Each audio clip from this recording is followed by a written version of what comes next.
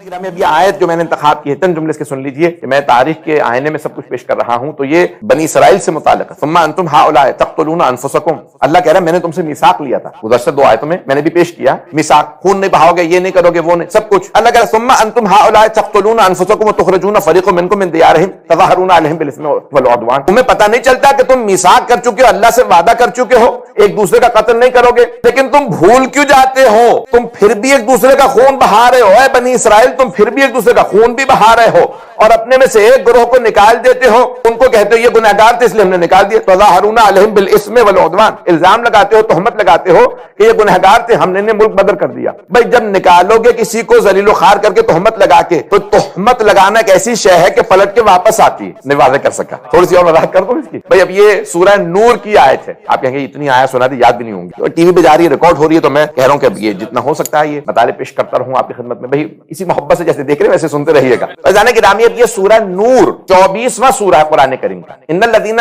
یحبون ان تشیع الفاحشۃ فی الذین آمنوا لہم عذاب علیم فی الدنیا والآخرہ، وہ جو مؤمنوں کے اندر عیب تراشی کرتے ہیں، فحاشی کی نسبتیں دیتے ہیں، ان کے لیے دنیا اور آخرت میں عذاب ہے۔ بھئی نہیں پہنچا سکتے۔ گناہ تین طرح کے ہیں، کچھ گناہ ایسے ہیں جن کا عذاب صرف آخرت میں، جیسے شرک، اللہ مشرک کا رزق نہیں روکتا، اللہ کے منکر ہے پھر بھی اللہ کہتا ہے نہیں کھانے پینے دو، پتہ نہیں لوگ ہیں یا نہیں۔ کہیں پہ آپ نے دیکھا کہ کوئی مشرک ہو اسے کھانا نہ مل رہا ہو، کھاتا پیتا رہتا ہے، اسے رزق ملتا رہتا ہے، نہ اللہ اس سے مکان چھینتا ہے، نہ اللہ لباس چھینتا ہے، اللہ کہتا ہے کوئی بات نہیں، دنیا میں جتنا انجوائے کرنا چاہتے ہیں کر لیں، آخرت میں ایک ہی دفعہ عذاب دوں گا۔ کچھ گناہوں کا عذاب صرف آخرت میں، کچھ ایسے گناہ جن کا عذاب صرف دنیا میں۔ مومنین کے لیے بعض اوقات ہم ایک دوسرے سے ظلم زیادتی کرتے ہیں، یہیں پہ اللہ سختی دے دیتا ہے، سزا دے دیتا ہے تاکہ آخرت میں مومن کو عذاب نہ ہو۔ بہت سے لوگ کہتے ہیں بڑی بیماری کاٹ کے گئے، دنیا میں انہوں نے اپنی برزخ کاٹ لی، کچھ یہاں پہ نہیں کاٹتے تو برزخ میں کاٹتے ہیں، توجہ ہو، تاکہ وہ کاٹ کوٹ لیں، پاک ہو جائیں، تو بھی توبہ کر لو بجائے کہ پھر کچھ نہیں کاٹنا پڑے گا۔ تو انسان بعض کا سختیاں دیکھتا ہے، پریشان نہ ہوئیے، میری باتوں سے پریشان میں دیکھ رہا ہوں کہ لوگ ہو رہے ہیں۔ فیضان گرامی کچھ گناہ ایسے جن کا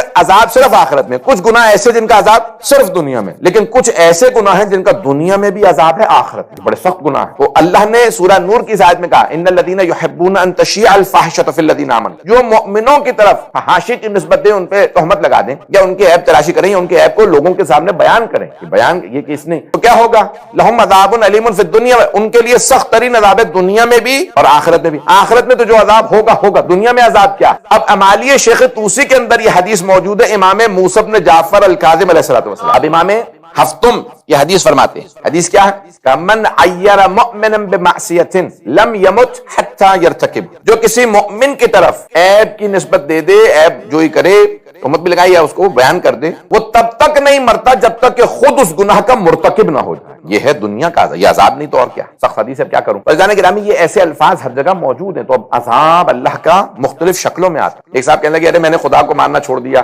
نماز چھوڑ دی، والدین کی خدمت چھوڑ دی، روزے چھوڑ دیے، سب کچھ چھوڑ چھاڑ دیا، کچھ بھی نہیں ہوا۔ تو کسی نے لکھا بھئی اس سے بڑا تیرے پہ عذاب اور کیا ہوگا، تو سارے عقائد سے، ساری عبادتوں سے محروم ہو گیا، اس سے بڑا تو عذاب کیا چاہ رہا ہے اللہ کا۔ پتہ نہیں لوگ ہیں یا نہیں۔ یہ مختلف عذاب کی مختلف شکلیں ہوتی ہیں کہ بعض اوقات، اب میں ایک حدیث ہے، بڑی سخت حدیث ہے، البتہ پتہ نہیں پروردگار گناہوں کو معاف کر کے، اب یہ عجیب و غریب حدیث، امیر المومنین سے کسی نے پوچھا، یہ ظاہراً سفینۃ البحار میں عباس قمی نے تحریر فرمائی ہے، مولا جس آدمی کی زبان قابو میں نہ ہو، جس کو چاہے نشتر مار دے، جس کی چاہے غیبت کر دے، تہمت لگا دے، برائیاں کرے، جھوٹ بول دے، تو کیا اس کی سزا؟ مولانا کا آخرت میں تو ہے، دنیا کے اندر بہت سی عبادات سے محروم ہو جائے، حرمت صلاۃ اللیل، نماز شب کے لیے کبھی نہیں آنکھ کھلے گی، کبھی اس کو توفیق نہیں ہوگی، کئی اس کے نماز قضا ہوں گی، کئی ایسے۔ یہ زبان جو ہے نا، اللہ نے 32 اس کے اوپر پہرے دار بٹھائے، یہ دانت پہرے داری تو ہے نماز پہ، اس پہ 32 محافظ بٹھائے، 2 گیٹ لگا دیے ہونٹوں کی شکل میں، پھر بھی قابو میں نہیں ہے، گھر اجاڑ دیتی ہے، جنگیں کروا دیتی ہے، دنیا میں فساد کروا دیتی ہے، فتنے کروا دیتی ہے۔ یہ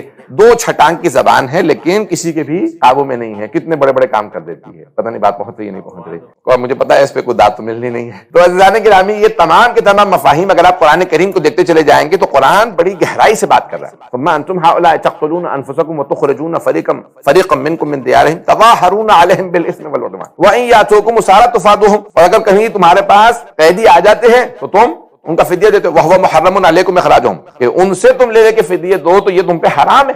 یہ آیت جو چل رہی ہے. اور پھر کیا ہوتا ہے اَفَتُؤْمِنُونَ بِبَعْضِ الْكِتَابِ وَتَكْفُرُونَ بِبَعْضٍ کہ تم کتاب کے بعض چیزوں پہ ایمان لاتے ہو بعض پہ ایمان نہیں لاتے. فَمَا جَزَاءُ مَن يَفْعَلُ ذَلِكَ إِلَّا خِزْيٌ فِي الْحَيَاةِ الدُّنْيَا وَيَوْمَ الْقِيَامَةِ يُرَدُّونَ إِلَىٰ أَشَدِّ الْعَذَابِ. اللہ فرماتا ہے ایسا کرنے والوں کے لیے کیا ہے کہ دنیا میں ذلیل و خوار ہوگا اور آخرت میں شدید عذاب میں مبتلا ہوگا. وَمَا اللَّهُ بِغَافِلٍ عَمَّا تَعْمَلُونَ اللہ غافل نہیں ہے ان چیزوں سے کہ جو تم لوگ کر رہے ہو. اب میں یہاں پہ حدیث کچھ پیش کرنا چاہتا ہوں. آج حدیث و آیات بعض کا تو انسان پہلے سے مطالعہ جو کر رہا ہوتا ہے بہت زیادہ چیزیں واپس آ رہی ہوتی ہیں, کچھ ایسی ہوتی ہیں جو پچھلے مطالعات ہیں اس میں سے بھی چیز آ جاتی ہے اور انسان سوچتا ہے کیا پڑھوں کیا چھوڑ دوں اور وقت بھی مد نظر ہوتا ہے. تو عزیزان گرامی اب یہاں ایک مولا امیر کی بڑی پیاری حدیث ہے, جب سوچتا ہوں تو عجیب و غریب کیفیت ہو جاتی ہے, رونگٹے کھڑے ہو جاتے ہیں.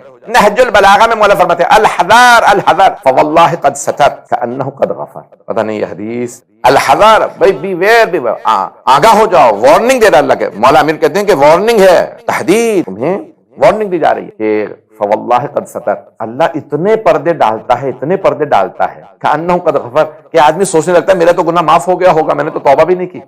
بہت بڑی حدیث. مولا فرماتے ہیں اللہ اتنے پردے ڈالتا ہے کہ آدمی سوچنے لگتا ہے کہ میرا گناہ معاف ہو گیا. مولا فرماتے ہیں نہیں, وارننگ دے رہا ہوں اگر توبہ نہیں کی تو گناہ کہاں معاف ہوا. وہ ستار العیوب ہے, وہ عیبوں پہ پردے ڈالتا ہے, وہ گناہوں کو چھپاتا ہے. یہ نہ سوچنا کأنہ قد غفر کہ اس نے معاف کر دیا. لوگ یہ سمجھنے لگتے ہیں کہ انہ قد غفر کہ اس نے معاف کر دیا ہوگا, اتنے اس نے پردے ڈال دیے. اور بھئی یہ عیب جوئی عجیب و غریب شے ہے کہ انسان جو ہے لوگوں کے عیب نہ تلاش کرے, عیب نہ سوچے. جو انسان دوسروں کی طرف انگلی اٹھاتا ہے وہ یہ بھول جاتا ہے کہ بھی ایک انگلی ان کی طرف ہے باقی اپنی ہی طرف ہے, باقی تو سب اپنی طرف ہے. تو یہ عیب جوئی انسان کے لیے بڑی اس کی ممانعت آئی ہے.